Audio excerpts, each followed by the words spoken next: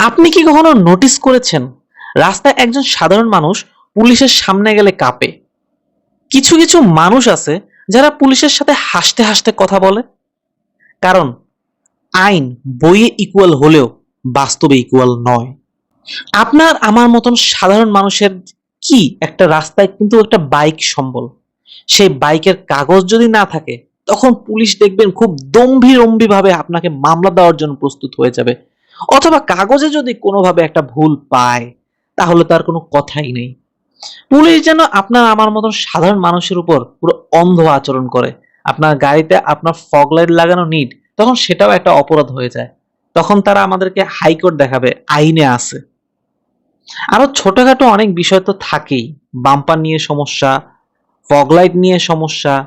এখন তো আবার রিসেন্টলি শুনতেছি ব্লুটুথ হেডসেট হেলমেটের সেটা নিয়েও নাকি সমস্যা করতেছে। পুলিশ কিন্তু আপনার আমার সাথেই পারে। কিন্তু অন্যদিকে যদি দেখেন কোন একটা ভিআইপি গাড়ি উল্টা চলে যাচ্ছে, রুলস ভেঙে চলে যাচ্ছে, দেখবেন সিটি কর্পোরেশনের গাড়িগুলো ম্যাক্সিমাম ক্ষেত্রে উল্টো যায়। তাদের ক্ষেত্রে কিন্তু কোনো আইন প্রয়োগ করা হয় না। কারণ এদেশে অনেক সময় আইন মানুষ দেখে কাজ করে, অপরাধ দেখে না।